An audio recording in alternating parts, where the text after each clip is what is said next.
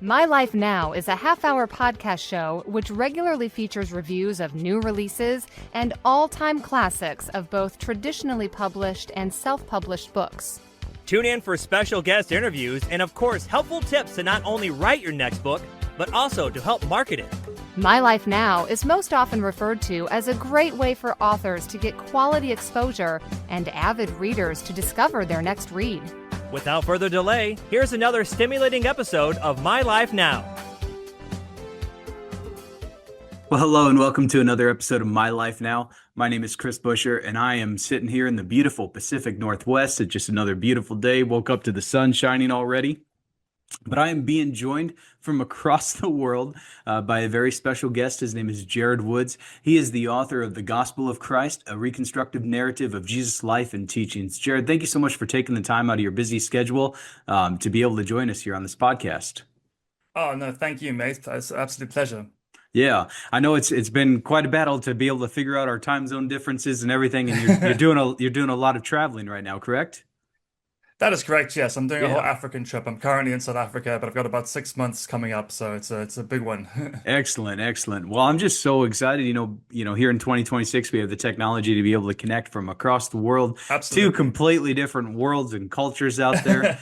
And so let's just get into this real quick. So you are the author of the book, The Gospel of Christ, a reconstructive narrative of Jesus' life and teachings. And, you're drawing it primarily from the four canonical gospels, and you support your study by early Christian literature. It's kind of a mouthful with all of this. There's a lot to this. So let's just start out right out the gate. Why would you write a book about, Jesus Christ? Over 2,000 years after he lived and died, and as many of us believe, rose again. Why would you take it upon yourself to write this book? Good question. I mean, for me, my main passion in life is to build a relationship with God and try to find better ways to access that type of mindset. I find what's really worked for me is, and I think it works for a lot of people, is reading what the spiritual masters of history have offered us. And I found many great things through, Confucius to Buddha to even like Native American or Indigenous Australian. But when it comes to Jesus, obviously it's a statistical fact that he's the most significant, most influential spiritual teacher that's ever existed. So it was a no-brainer, and it was just something that it just kind of just aligned perfectly. I was like, this is exactly what I want to write, and it just came out very quickly. It was such a pleasure to revisit that message and really delve into it so intensely. Excellent. And we'll kind of get into a little bit more about what that book is here in a couple of minutes. But first, let me ask you, is this your first book? Do you have other books out there? This is actually my 11th book, Your but 11th I have a lot book. of different ones. Believe it or not, but You got me beat. I only got 9. Congratulations. Oh, right. Okay. No, congrats to you. Some of mine are better forgotten, I think. I've done a lot of self-help relationship ones, a lot of music ones, so they kind of went phew. Yep. So, Yep. yeah, which I think a lot of books tend to do. So Yeah. but When did you write your very first book? Let's get into that for a second. good question. And what was it? Yeah, it was a fiction. It was like a collection of fictional short stories. I think it was about 10 years ago, something like that. Yeah, it was really more just a passion project, but I think I caught the writing bug from that one, and haven't stopped since. Yeah, that first book, it's always gets people going and excited. Did it take you a long time to write it? Was it kind of a quick First thing? one? Yeah. The first one, that took a couple of years, to be honest. Oh, wow. So this is a very slow process. Yeah, but I've definitely sped up in my older age. Well, yeah, 11 books in 10 years. Absolutely. That's quite the track record right there. Do you have any books that really just kind of took off and soared and really reached people that you didn't expect? Not really. There's been a couple of music biographies that I've written, unofficial ones of celebrities, and those tend to do quite well, but I don't really find them as fulfilling as what I'm doing now. I am now focusing exclusively on spirituality, and it's just a lot more rewarding, and it does seem like people are responding to it quite well. So Good. yeah, I'm much happier. Yeah. Good. Now, do you prefer, traditional publishing, self-publishing, or kind of a hybrid method?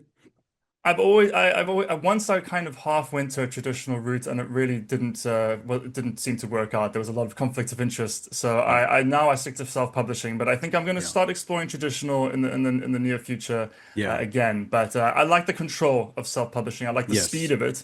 Yeah. Yes. So it's a no-brainer. I'm on the same page with you. My first book, it was traditional published, and then I did a few self-published, and I really enjoyed that. And these last Yeah. few, I've done more of that hybrid method. My publisher allows Okay. me to have full creative access to it. He just gets a little bit of the percentage for marketing and all of Mm. that, but I still get all of the rights to it, which is a real nice model with it. So That sounds ideal. Yeah. Maybe I should yeah. look more into that. Yeah. Yeah. Yeah. But let's get into this book, The Gospel of Christ, a reconstructive narrative of Jesus' life and teachings. First of all, I assume this is all available on Amazon, Barnes and Noble, a lot of different online platforms as well. Currently, it's only available on Amazon. On I should Amazon. spread it out Okay. a bit further. Yeah, but I find most of my sales come from Amazon, and when you do Amazon exclusive, you do get a couple of bonus Yeah. promo Yes, you do. tools. So Yep. yeah, so I've kind of when I first launch a book, I normally go Yep. Amazon first, and as time Yep. goes on, I explore a bit further. Yep. Good old KDP Select. Gotta love it. Exactly. Yep. Yeah, you can't Yep. live without it. You can't. So I imagine it's ebook and paperback. Do you have any Yes. suggestion or any aspiration to make it audiobook in the future?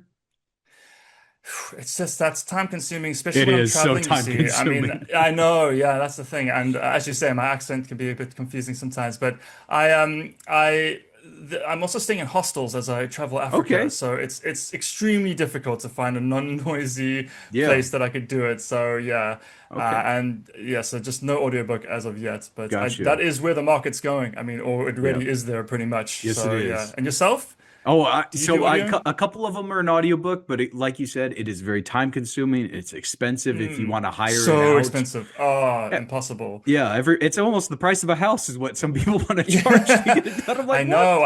I know. I did one chapter once, and I was like, yeah, that was Yep. enough for me. Yep, absolutely. Now, just on a side note, while you're traveling throughout Africa right now, does this have anything to do with your book that we're about to talk about, or is it just something completely separate? It's a separate book. I Okay. am traveling, Oh, yeah, learning about kind of more traditional African ideas and mythologies, and it's tying into a book that I am writing right now. Yeah. okay, excellent. Well, hopefully we'll have a couple minutes towards the end to kind of, give our audience a hint about it. But let's get into the book. So, The Gospel of So, Christ, a reconstructive narrative of Jesus' life and teachings. It's available on Amazon through KDP Select, through ebook and paperback. Give me kind of, the synopsis of it. What is this book really about? And, kind of spend a couple minutes sharing how it came to be. sure. So my idea was really to focus on the word of Christ, and I feel like sometimes, different biblical translations can be confusing. Then you have these Yep. four gospels telling the same story Yep. in different ways with certain contradictions and Mhm. nuances. So I just had this idea to merge it all into one singular narrative, Yeah. update the language to a much more contemporary language. I know, and which has kind of been done before. But what I feel is unique about this book is that I've explored different texts outside of the Bible just Yeah. to find little details. Did notice that you wouldn't really find anything that would completely shake the story at all, or Hmm. Jesus's teachings were very strong, and his life is very much fixed in history. Yeah. No one can come and like add details Right. that are completely wild. So, but it was more just finding little bits and pieces that little quotes here and there just to pad it out and give the most Hmm. thorough possible narrative that's available. Yeah. Yeah. Now, where did you find a lot of your research? Did you go to some of the agnostic gospels? Did you find some of the letters that maybe didn't get put in the canonized scriptures, such as the Gospel of Thomas, the Gospel of Judas, and all of these other ones? Yes, absolutely. All of Okay. those are there. Yeah. I obviously Gnosticism was a little bit sideways, so I have a separate chapter that deals with Gnosticism Yep. because that was quite unique in its own way. Yes, it was. but but fascinating stuff. I mean, absolutely fascinating. So, but yeah, that was what I was trying to do. I was definitely not trying to like say that this is the official anything. I Right. just wanted to get all the information there and present it in one solid format. So that's why Yeah. I say like the infancy gospels are their section, and then the Gnostic Yeah. gospels are their section, so people can can read it as they wish. I'm not trying to say this is how it is. Right. Just saying here's all the available information. And all of the ones, the Judas is there, the Yep. Gospel of Mary, all the famous ones, and very very obscure ones I found too. I was even Oh, yeah. scouring through fragments that they found where there's just a couple of sentences trying to incorporate that. But yeah, it was a ride, I'll tell you that. Yeah, yeah. As some of my audience knows, I am a Bible believing Christian pastor. But one of the main things about me throughout all these years is not that I deny the scriptures or anything like that. I believe that they are 100% true and all of that. I've been preaching that since day one, but I'm not afraid to look into other cultures, not afraid to look into other resources to try to get questions answered. Even though I don't hold it to the same authority as the scriptures, I love history. That's one huge thing about me. And a lot of these books, they were written for a reason. These letters were written for a reason, no matter how I might not believe that they should have been added, that type of thing. Not to Yeah, get into any of that, but they hold historical value. Is kind of the exactly. best way that I'm trying to say it. So let me ask Yeah. you, what is one of the weirdest things that you came across? Look, I want to see if I've heard of it because there's a lot of them Oh, out yeah, there. there is, and the unfortunate thing is, I wish I I would have had a list of the actual references so I could tell you where I found them. But Yeah. some of the stranger ones was, I think it was a story about maybe Simon Peter and one of the other disciples. It's almost it was quite late. In the non-canonical scriptures, but they managed to get a needle head so large that a camel actually passes through it. So just to prove it can be done. I mean, I put that as a Yep. footnote in the Yep. book, like just so you know this exists. But Yeah. there's no reason to believe that at Yep. all. But I think that was one of the weirdest things. Yeah. Yeah. One of my favorite ones was, Jesus throwing plates in the air and turning it into birds and you know, Yes, yeah, from the yep, infancy. Yeah, yep, yeah, yep. yeah. Or Yeah, that's all there. Jesus being born speaking full sentences and everything. Just some Yes, real I know absurd things, that's in the Quran even. I mean, Yes, it that's is. like Yep. yeah, that's in, Yes, yeah. it It is is. ones when I think there's one when he got born straight from Mary, stood up on his two Yep. feet and starts Yep. talking. Yeah, I mean, like that's difficult to believe. It's Yeah. it's a Yep. stretch. There are some that were very obvious why they weren't included because Yeah. they Oh didn't yeah. naturally fit the narrative Yes. that the early church believed. And then there are some Mhm. that Yeah. maybe you just wonder, should have they been added? Did they help explain some Yeah. things a little bit better? Yeah. Did you That's the find any thing. I that mean, really helped mm. explain things better? Yeah, there was a bit of that. I mean, there's just I think what I found that was I think a testament to the actual strength of the Gospels is that Yeah. as I said before, like if someone said something strange about Jesus or put like a really obscure thing that happened in this timeline, it just wouldn't gel because Yeah. his life was his life, and more importantly, his message was his message, and it was a very Yeah. strong message and a very clear message. So, Yes. so all I really found was things that enhanced that message. Really, it was never Yeah. something that really contradicted it or made me feel uncomfortable. It was always just kind of more just padding onto things that Yeah. already existed. Yeah, Yeah. so it was great in Yeah. that way. Yeah. Absolutely. I love that. One of my favorite parts, is studying church history and seeing how we got these books, as Protestants, I'm a Protestant Bible believer. So, we got our 66 books written by about 40 different authors. We debate one or two of them, over 1500 years, but how it all came to be compiled together Yes. and how the early church in Hmm. different countries slowly started to accept other ones over the others. It just gets Exactly. fascinating for me. It's so fascinating. But there were so many other letters out there, so many other books out Mhm. there that were really competing for that same spot. Yeah. Yeah. I mean, that was a big driving force of my reason for doing this was because the first couple of decades after Christ's death, all of it was word of mouth, and the Gospels Yep. only got written a few decades afterwards. Hmm. So my thinking was there's probably were some things that didn't quite. I mean, because the Gospels Yeah. are quite short considering he had a good 4 or 5 years of ministry. Yeah. So I was thinking like maybe there's just one sentence somewhere that just got caught by some obscure scripture, and Yep. then even if 90% of what I put in the book added is incorrect, to catch that Yeah. one made it worth it to me. Yeah. If I Absolutely. did. Yeah. Yep. And just to kind of complement kind of what you were saying, they are really short gospels for the most part. Exactly. I think if someone said that if we were to audio record everything that we have documented in the Bible that is word for mouth what Jesus is saying, those red letters, it would be Mhm. like 17 minutes or something like that, just something real, real Yeah, small. Um, exactly. Yeah, and there's more stuff. yeah. And for us it seems small. Back then, that was quite a bit to be written about one man. It's And true. all the Yeah, different that's the thing. resources, all the different, non-believers and even his Mm, haters documenting about him. exactly. It's That's it's the, it's that's one of the most fascinating. important things. Yeah, yeah. Yeah. Did Yeah, but you just the fact that there were haters yeah. that documented it is like one of the most strongest, emphasis of his existence. Yep. Yeah. And then there's a couple little ones where, maybe, a few decades later, a few hundred years later, someone kind of maybe twisted what was documented as Yeah. well, like with Josephus. I imagine you looked into that one as Yes. well. Yeah, I Yep. did very much so. Yeah, yeah, yeah. That's an interesting one. Yeah, Yeah. Yeah. There's yeah. there's there's two accounts with, what he said, the most historically accurate one is, where he refers to him more as a miracle worker.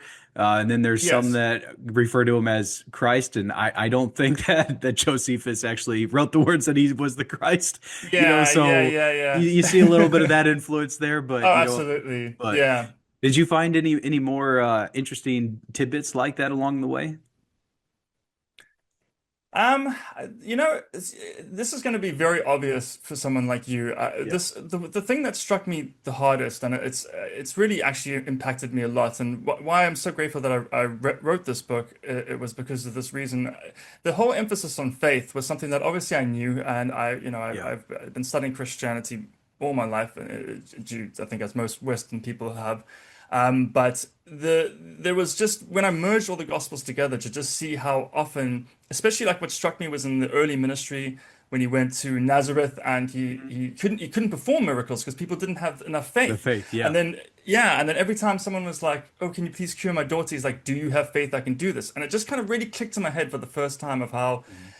especially in this day and age, of how we need that. Faith is hope, it's Yeah. optimism, it's so important to just kind of let go and be like kind of give it over to God and have that Yeah. kind of attitude has profoundly affected everything about my life since I've written this book. And I think that's of everything that's I found in this book, that was just blew my head right open. Excellent, excellent. Yeah, that's a very very solid point. It's a rabbit trail that our audience would love to get down, but I know we're almost running out of time. Let me ask you this: Yeah. if somebody is listening to this podcast right now, and maybe Mhm. maybe they're a believer, maybe they're not a believer, who is this book really for? What is the target audience for this book? Yeah, well, I've been so grateful and like so far just because there's been Christians and non-Christians have read the book. It's still early days, Yeah, but I've had yeah, reviews come from both sides, and the response has been so warm and so lovely.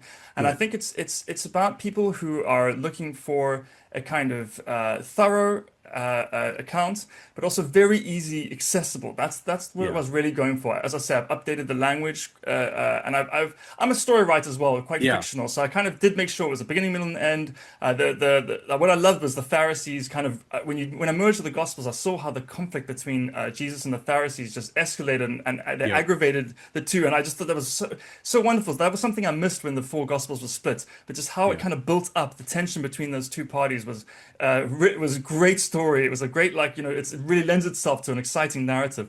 mhm, But yeah, so I think anyone who's just it's anyone who's just has any interest in Jesus whatsoever, and I think everyone does. I mean, it's the most influential human being that's ever walked the earth. yeah, It's the biggest religion by far popularity. So yeah, it affects everyone whether they like it or not. So, and I think what's great is I'm not here with an agenda. I'm not saying yeah, Jesus is this or Jesus is that or this is what yeah, Christianity is or this is what you must follow. I'm just presenting information, and so yeah, people can come and they can completely reject it all. They can come and argue with me, and I welcome that. I think that's great. I yeah, enjoy the debate. So yeah, yeah. it's just anyone with any interest in Jesus, I'm pretty sure would find something here that they would enjoy. I love that. You know, I tried to write a book similar, maybe not so similar, but I wanted to kind of get, you know, the perspective of Jesus. So I got a couple chapters in with writing about, you know, the last 24 hours of his life, you know, written from his perspective. And I'll tell you, Great. it was difficult. I got a couple chapters in, it was like, oh man, I can't do this. Yeah, So it's very intense. That period, yeah, my heart goes out to that whole section. Yeah, I mean, yeah, I actually watched Mel Gibson's Passion of Christ just the other yeah, day, which is that yep, period, and it's so yep. intense. It's It's very so intense. intense. Yeah. Now, is this book written, you know, from a certain perspective? Is it written more like a story? Is it written just more informational in different chapters? How is this really It's formatted? mm. It's actually quite a mix. I mean, I wanted to. It's presented very much like in a way nonfiction because I will say, okay, so this book Hmm. says this and that book says that, Yep. and so call your mind, And you're make up in your citing mind the on that. sources and everything. Yeah, exactly. Every source is clearly cited. That's one thing Excellent. I'm glad you brought that up. But I did want to kind of capture a certain narrative essence. So there is like a like dialogue that I've used, and so it is quite an interesting mix. I think of Yeah. like Joseph will talk to Mary, and Mary will respond, and it'll be, and then I'll Yeah. kind of maybe veer off and say, okay, so at this point, this is what happens in this gospel or Yeah. this non-canonical scripture. But yeah, it's a very smooth read. I was actually quite impressed of how easily it all came together. I guess because the story is so well told that Yeah. it's really connects easily. Yep. Yeah. It stands the test of time. Let me Oh ask yeah. you Oh let me yeah. ask you a quick question here, a real important question. You Yes. know, prior to writing this book, were you a believer? Were you not a believer? And you know, while writing this book, did it strengthen your faith if you had faith, or did it kind of Mm. make you question more things? What was kind of the Mhm. result of all of this for you? Sure. I mean, it's a good question. It's a complex question. It is very I have, complex. yeah. No, it would take a long time, but in a very, very brief summary, I have a very great relationship with what I understand God to be. Yeah, And there's been many, many texts that have helped me out, my years. I love Christianity for that reason, and it's helped me yeah, out in many, many ways.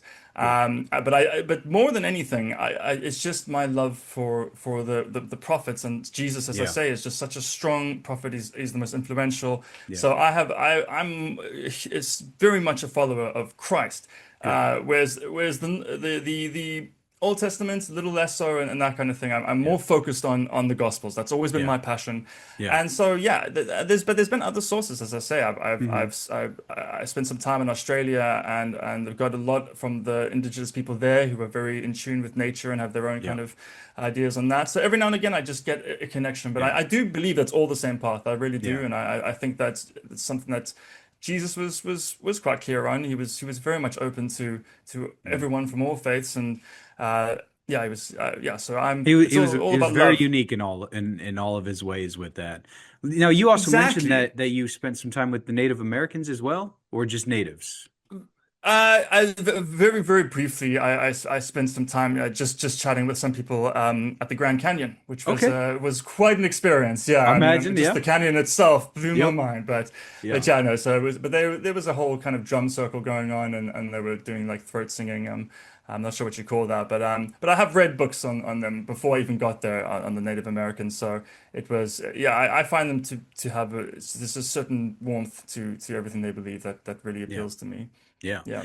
Have you ever heard of Keith Green by any chance? Keith Green, I know that doesn't ring a So bell. he was a songwriter and singer in, you know, the 60s and 70s, real influential with, you know, the American Christian movement and everything. But one thing Okay. that I always appreciate about him, and I've been thinking about it the whole time we've been having this conversation, talking about this book, is, you know, he was very much into spiritualism and everything, and he was really debating, you know, what is the right way, what is not the right way, and Mm. what came down to him, the defining factor for him was, and I'm going to butcher his quote, so forgive me on this one, but Sure. he said something to the effect that all of these other major world religions, in one way or another, refer to Jesus, and Mm. borrow a lot of his authority, but Jesus doesn't do that. And so for Yep. him, that was the deciding factor. He's like, there's something to this. Yeah, I mean, yeah, you can't argue against that. That's a very good point. Yeah. Yeah. So once again, just for all of our listeners out there, this is Jared Woods. He is the author of The Gospel of Christ, a reconstructive narrative of Jesus' life and teachings. It's available on Amazon through ebook, through paperback, and maybe someday even audiobook once Jared stops traveling the world so much. Jared, is there any other way that you'd like the audience to be able to connect with you personally besides just on Amazon? Yes, I do have a website that's jaredwoodsavemylife.com. It was just a joke a long time ago. So JAREDWOODS, JAREDWOODS, savemylife.com. And there's my links to all my social medias and my different projects. There's quite a few of them.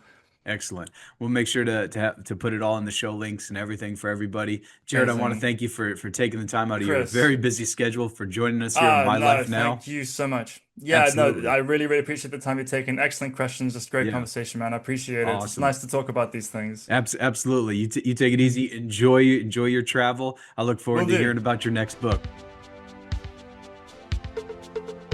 Thank you for listening and supporting another episode of My Life Now. Please remember to subscribe to our podcast show and share it with a friend.